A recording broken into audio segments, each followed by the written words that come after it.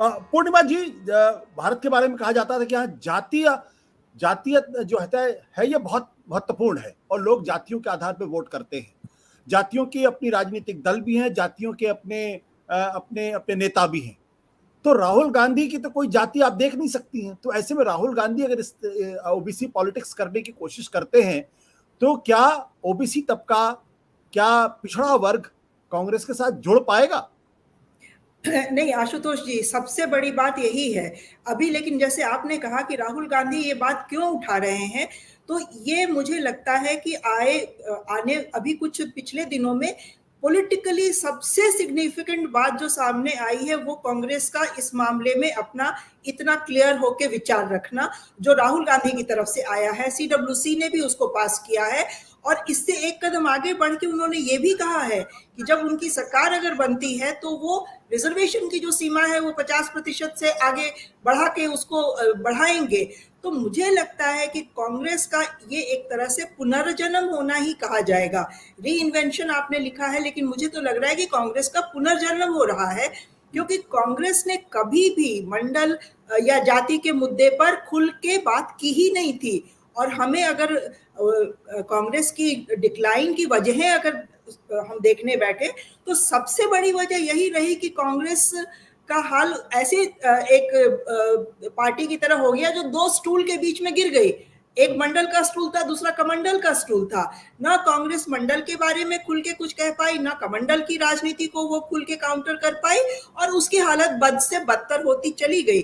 90 के बाद से जो कांग्रेस का डिक्लाइन हुआ है, तो उसमें बड़ी वजह इन दोनों बड़ी वजह ये दोनों चीजें रही।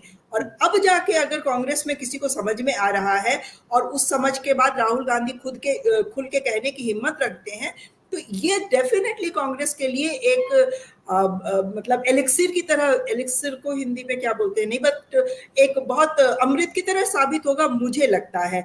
बट हाँ, अभी आपने जो एक बात कही कि राहुल गांधी की अपनी कोई जाति तो किसी ब्रैकेट में है नहीं, तो क्या लोग उस पर भरोसा करेंगे?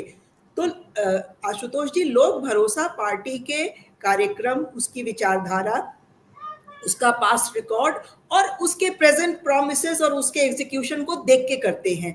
हमें ये अब देखना होगा कि कांग्रेस जब अब इस एक हेजिटेशन वाले मोड से बाहर आ गई है और खुल के जातियों की वकालत कर रही है, जाति जनगणना की, रिजर्वेशन में सीमा बढ़ाने की, तो लोग इस बात पर उनका पास्ट रिकॉर्ड देखते हुए कितना भरोसा करेंगे ये हमें देखना होगा। ये अपने आप में देखने वाली बात होगी।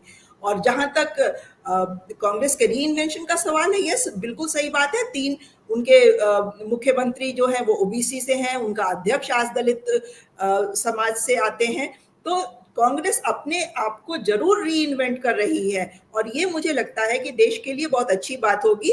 और सबसे ज्यादा मुझे आश्चर्यजनक ये लगा कि राहुल गांधी की तरफ से, सीडब्ल्यूसी की तरफ से इतनी बड़ी बात आने के बाद जैसे बीजेपी में इसको लेकर सन्नाटा छा गया है।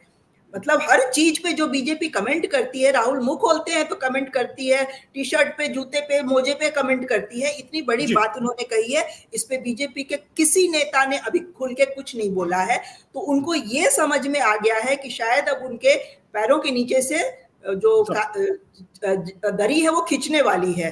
बीजेपी बिल्कुल ही अपने आप को सन्नाटे में पा रही है इसको लेके। सत्य हिंदी का ऐप डाउनलोड करें गूगल प्ले स्टोर पर।